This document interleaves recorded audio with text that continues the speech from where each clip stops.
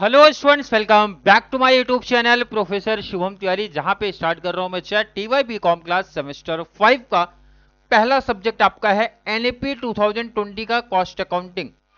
Cost accounting जिन भी बच्चों के लिए है, सबसे पहला काम होता है बच्चा उस पर्टिकुलर सब्जेक्ट का सिलेबस क्या है और उसका पेपर पैटर्न क्या है, ये इंफॉर्मेशन हर एक बच्चे को परफेक्ट आइडिया होना चाहिए।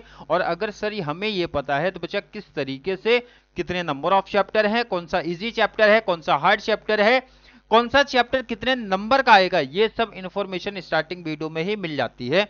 आज कंप्लीट बात करेंगे कॉस्ट अकाउंटिंग का हमारा सिलेबस क्या है, पेपर पैटर्न क्या है। तो चलिए स्टार्ट करते हैं आज की क्लास।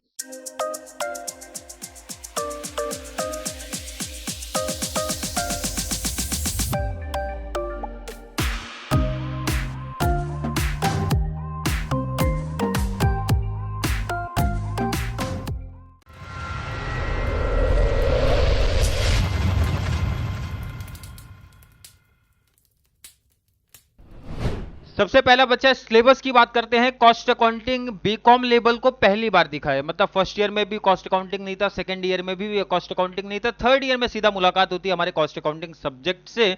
और यहां पे आप देखोगे बच्चा दो मॉड्यूल आपको डिवाइड किए गए हैं, मतलब मॉड्यूल नंबर कितने हैं बच्चा, दो हमारे पास है। कितने हैं बच्चा, दो हैं।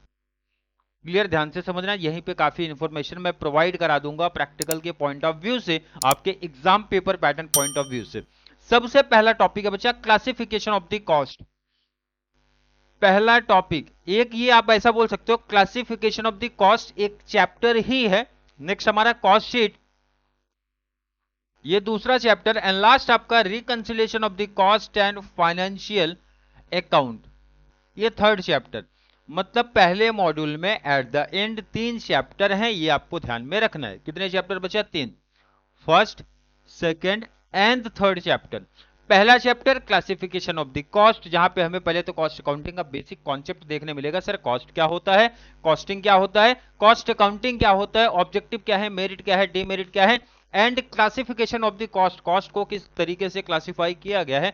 मतलब ऑलमोस्ट आप ऐसा बोलोगे कि सर ये हमारा थ्योरी पार्ट है, प्रैक्टिकल के चांसेस आना कम है। अभी तक अगर पीवाईक्यू को मैं बता दूं तो भाई अभी तक क्लासिफिकेशन ऑफ द कॉस्ट को लेके वन टाइम ही क्वेश्चन बना था। एक प्रैक्टिकल कॉन्सेप्ट लेके आऊंगा क्लासिफिकेशन ऑफ द कॉस्ट के ऊपर, इसकी अलग से क्लास में लूंगा एक प्रैक्टिकल के पॉइंट ऑफ व्यू से, ध्यान रखना। नेक्स्ट आ जाओ बच्चा, cost sheet complete practical concept है हमारा, ये प्रैक्टिकल टॉपिक है एंड इंपॉर्टेंट भी टिक कर लो कि यहां से एक क्वेश्चन तो आने वाला ही है, नो डाउट 15 मार्क्स का। ये तो आप फिक्स मान के चलो कि कॉस्ट शीट का प्रैक्टिकल क्वेश्चन 15 का दिखने ही वाला है, उसमें कोई डाउट ही नहीं है। नेक्स्ट आने का reconciliation of the cost and financial accounting, clear. और ये भी प्रैक्टिकल चैप्टर है बच्चा, ये भी प्रैक्टिकल कॉन्सेप्ट है, क्लियर है, आई थिंक क्लियर। नेक्स्ट आओ मॉड्यूल नंबर 2, और यहां पे दो चैप्टर हमें देखने मिल रहे हैं। पहला तो material cost and employ cost, दो टॉपिक्स हमें देखने मिल रहे हैं। मटेरियल कॉस्ट भी हमारा प्रैक्टिकल है बच्चा, क्या है बच्चा, प्रैक्टिकल है, और ये भी प्रैक्टिकल है, क्लियर। तो प्रैक्टिकल के पॉइंट ऑफ व्यू से हमारे पास चार चैप्टर आते हैं। कितने चैप्टर आ रहे हैं बच्चा, चार चैप्टर। और यहीं पे मैं इंफॉर्मेशन दे दूं, सबसे इजी चैप्टर में अगर कोई बच्चा ढूंढ रख सर सबसे आसान चैप्टर कौन सा है, तो उसमें मटेरियल कॉस्ट नंबर 1 पे आता है। सबसे इजी चैप्टर में नंबर 1 पे आता है मटेरियल कॉस्ट, सबसे आसान चैप्टर, जिसमें हमारा फीफो मेथड आएगा, वेटेड एवरेज आएगा। तो ये तो ऑलरेडी हमने फर्स्ट ईयर बीकॉम के फाइनेंशियल अकाउंटिंग में ये टॉपिक कवर किया था। एक एडवांटेज है मटेरियल कॉस्ट का, एक टॉपिक तो हमने पहले से पढ़ा है, बस एक रिवीजन का अपने को करना है। रिवीजन कर लिया तो मटेरियल कॉस्ट का एक टॉपिक तो हमारा क्लियर हो गया। और इसमें 2 से 3 टाइप ऑफ सम है जो कि बहुत सिंपल लेवल पे, मतलब बहुत बेसिक कॉन्सेप्ट है। मतलब मटेरियल कॉस्ट अगर मैं करता हूं तो ऑलमोस्ट 15 मार्क्स, ये अगर मैं बता दूं इसका वेटेज आपके एग्जाम में कितना रहेगा बच्चा, मिनिमम 8 का रहेगा एंड मैक्सिमम 15 मार्क्स का वेटेज आपको आपके एग्जाम में देखने मिलेगा। 8 मार्क्स तो नो डाउट आने वाला ही है, प्रैक्टिकल क्वेश्चन फिक्स है, एंड मैक्सिमम 15 का हो सकता है, इसमें कोई डाउट नहीं है। नेक्स्ट आते हैं एम्प्लॉय कॉस्ट को लेके एंड डायरेक्ट एक्सपेंसेस, ये नंबर 2 प्रैक्टिकल है। अगर इजी में ढूंढ रहा हो तो बच्चा ये नंबर 2 पे मैं इसको रखता हूं। कितने नंबर का, नो डाउट मिनिमम 8 का तो आने वाला ही है, एंड मैक्सिमम 15 मार्क्स का टॉपिक ये भी देखने मिलने वाला है। थर्ड पे रखो आप कॉस्ट शीट को, थर्ड पे कितना रखना है बच्चा, कॉस्ट शीट। एंड लास्ट हमारा रहेगा reconciliation of the cost and financial account. 4 chapter है। यहीं पे एक हिंट दे दूं, अगर कोई बच्चा 3 चैप्टर परफेक्ट तरीके से कर लेता, कोई भी तीन, ये आपके ऊपर डिपेंड है, कोई भी 3 चैप्टर इसमें प्रैक्टिकल वाले में से मैं परफेक्ट तरीके से करता हूं तो कॉस्ट अकाउंटिंग में आउट ऑफ मार्क्स लेके आ जाऊंगा, ये गारंटी है मेरी। इजीली आ जाएगा, यूनिवर्सिटी कैसा भी पेपर सेटअप करेगी तो भी आउट ऑफ आएगा, अगर 3 टॉपिक मेरे परफेक्ट हैं तो बच्चों का फोकस, मेरा सजेशन है बच्चा 4, 5 एंड ये चैप्टर नंबर 2 पे परफेक्ट तरीके से होना चाहिए। ये अगर क्लियर तो आउट ऑफ सीए में मिल जाएगा। नोट कर लो आपका सिलेबस क्या है, नोट करना है सिलेबस क्या है। सिलेबस के बाद सबसे इंपॉर्टेंट बच्चा इस क्वेश्चन पे आना है। क्वेश्चन ये बोल रहा है attempt any 2 out of 3 question, और ये आपका एक्सटर्नल पेपर है। कौन सा बच्चा, एक्सटर्नल एग्जाम होने वाला है जो, उसमें अगर मैं बात करूं कितने नंबर का बच्चा, 30 मार्क्स का। सीए का पेपर कितने का होगा बच्चा, 30 का एक्सटर्नल पेपर होगा, और टाइम कितना मिलेगा बच्चा, 1 घंटे का टाइम आपको मिलने वाला है। तो सीए में वैसे भी 1 घंटा बहुत इनफ है 30 मार्क्स के लिए, मेरा ऐसा सजेशन है।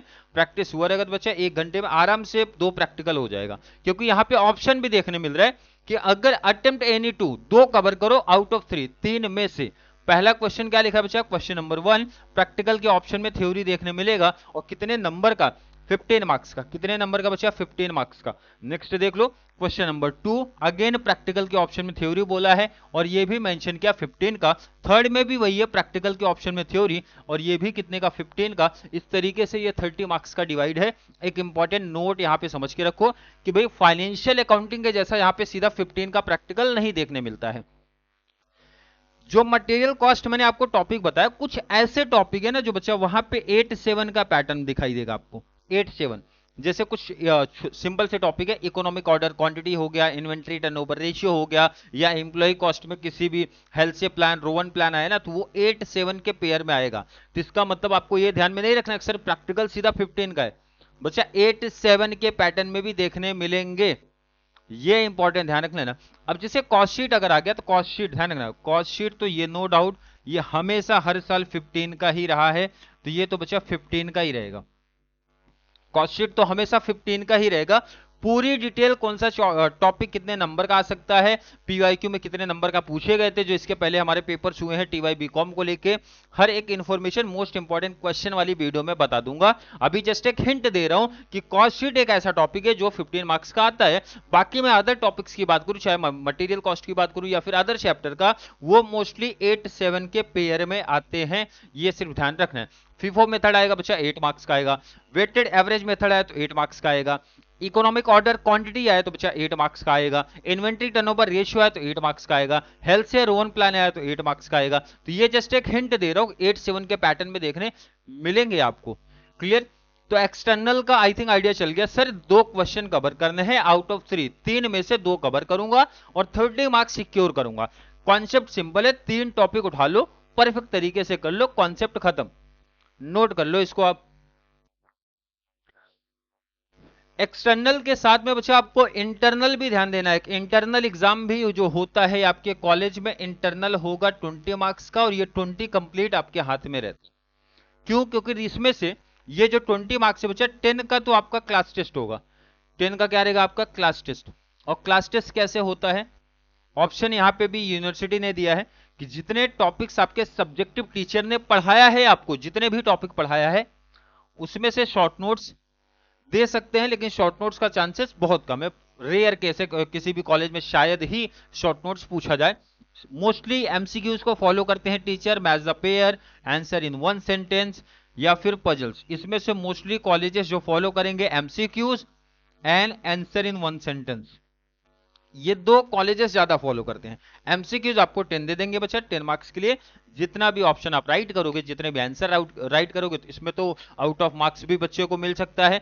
तो ये तो आपके प्रिपरेशन के ऊपर 10 मार्क्स डिपेंड है। रिमेनिंग जो 10 आपको दिखता है बच्चा, ये 10 मार्क्स BRSR फाइलिंग का है। ये न्यू कॉन्सेप्ट है बच्चा, ये इसके पहले नहीं था, और इसके बारे में आपके सब्जेक्टिव टीचर आपको प्रॉपर वे में गाइड करेंगे किस तरीके से आपको करना है। और यहाँ पे ये 10 मार्क्स ये भी आपके ऊपर डिपेंड है। ये पूरी डिटेल, पूरी इंफॉर्मेशन आपके सब्जेक्टिव टीचर आपको डिटेल्स में बता देंगे। क्लियर है? और ध्यान रखना इंपॉर्टेंट, ऑलरेडी बहुत सारे बच्चों को पता है कि सर इंटरनल और एक्सटर्नल दोनों में पास होना जरूरी है, कंपलसरी है। अगर आप इंटरनल में फेल हो, एक्सटर्नल में पास हो तो भी फेल ही माने जाओगे। आप अगर एक्सटर्नल में फेल हो तो सोचना ही नहीं बच्चा, आपका केटी ही है, ये फिक्स है। और यहाँ पे सीए जितने भी प्रैक्टिकल सब्जेक्ट है एनएपी आने की वजह से, तो मुझे ऐसा लगता है प्रैक्टिकल सब्जेक्ट में इजिली हर एक बच्चा आउट ऑफ स्कोर कर सकता है, क्योंकि प्रैक्टिकल कॉन्सेप्ट वो ऐड करिए। शॉर्ट नोट्स आपके लिए हटा दिया गया है, ऑब्जेक्टिव्स हटा दिया गया है। एक्सटर्नल पेपर की अगर मैं बात करूं तो वहां पे इजीली चांसेस है कि कोई भी बच्चा 30 आउट ऑफ 30 स्कोर कर लेगा। ये 20 तो बच्चा आपके हाथ में। क्लियर समझा?